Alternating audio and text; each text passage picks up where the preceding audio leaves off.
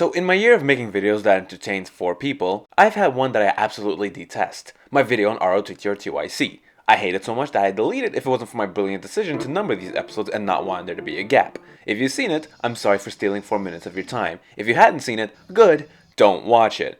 I'll sum it up for you here. Basically, I spent a minute talking about Tomb Raider 2, and then the rest of the video was me being underwhelmed that I wasn't playing Tomb Raider 2. Speaking of which, things I can now do now that I have a PlayStation 2. Tomb Raider 2. Because the PS2 is a good console and is backwards compatible. However, for some reason it only reads the disc when the PS2 is upside down. And oh look, the discs are 2 different colors. You know, if you ever think I'm out here trying to make serious game reviews, let my excitement over multicolored discs prove otherwise. Now ROTTRTYC was a game I couldn't enjoy after I set expectations that weren't fair. So I'm going to refrain from setting expectations for SOTTRDE, because even though I said TR2 was the best, it's not my favorite. That distinction goes to Tomb Raider, The Lost Artifact. The 6 levels in this expansion, Highland Fling, Willard's Lair, Shakespeare's Cliff, Sleeping with the Fishes, It's a Madhouse, and Reunion are some of my favorite. Oh damn it, I'm doing it again.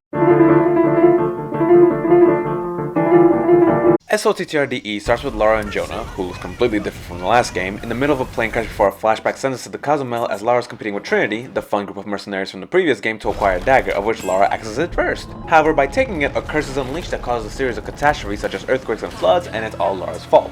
On top of that, she also loses the dagger to Trinity, and now we are crashing in Peru trying to stop the world from ending. The plot's pretty interesting as it's not something that's been done before, and rather than dealing with the snowy summit, we are now in the Amazon jungle and all the harmless creatures associated with that. She acquires her bow before getting attacked by jaguars, and come on, I shot this thing 3 times in the face, how is it not dead?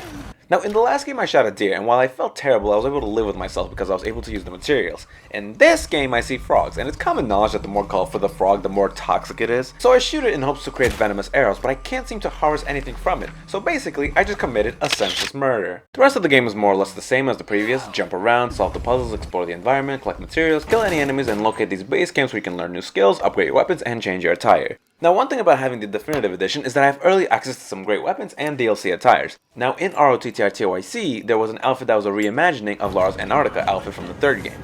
Here, the game says fuck it and just puts the model from Angel of Darkness and Tomb Raider 2 in. Oh my god, this is great. I love when games incorporate this. Now, while I'm seriously getting the uppercut of nostalgia while playing with this model, I had to change it because while it somehow worked in the game, it looked too goofy for me during cutscenes. That, and I'm sure developers spend a lot of time making Lara look great, so I wouldn't want to spit on their hard work in exchange for polygons. It was fun while it lasted though. There's a lot more swimming in this game, which makes sense. It'd be a crime if they didn't incorporate the river while in the Amazon. However, whenever I'm swimming, I'm always on my toes in case piranhas are nearby. But no, I don't seem to be running into any. Oh, no, here they are. You know, these recent games are known for the gruesome ways they kill Lara. I didn't deal with that in Rise as I guess I was very good at avoiding traps, but this game actually caught me clutching my chest. Now, I'm liking this game a lot more than Rise, however this game doesn't seem to be as well made as Rise. I'm not implying it was poorly made, it looks incredible, but I feel like too many people took too many days off in development when it was time to polish this thing. For one thing, the frame rate has a tendency to drop pretty frequently. For another, while Lara looks amazing, the rest of the character models look pretty bad. Now, in these villages that you visit, the townsfolk have side quests. I tried doing some of these, but the rewards were never anything earth-shattering, and it gets tiring dealing with the same jobs of get me this, go talk to him, go kill those people. What else does Definitive Edition have to offer? Well, we have these DLC challenges. They're there. Also, there's a soundtrack feature, so if you ever host a party, you can bop the shit out of the Tomb Raider soundtrack. Oh wait, I don't have the needed accessory. Damn it, well, at least I have the Mario 3D All-Star soundtrack.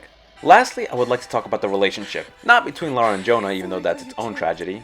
But everything I love now is in it. Are you okay? Do you know this man? He's my best friend. But the relationship between Lara Croft and Nathan Drake. When Uncharted was released, Nathan was called the male Lara Croft, but now these recent TR games are labeled as Feeling Uncharted.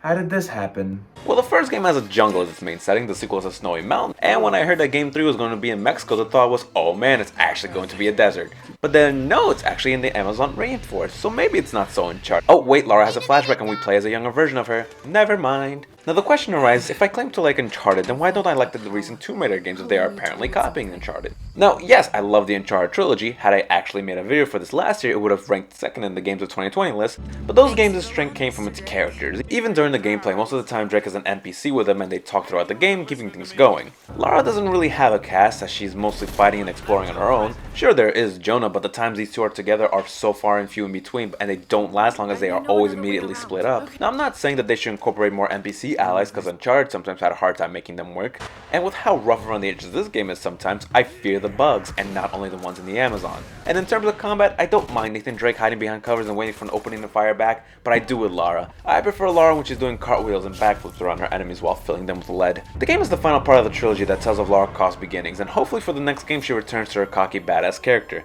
But based on the popularity of the trilogy, it looks unlikely that Lara will abandon the bow and arrow. Even though I had a positive experience playing this, it will likely be the last Tomb Raider I ever play unless those dual pistols return. Or, I end up finding it in my microwave.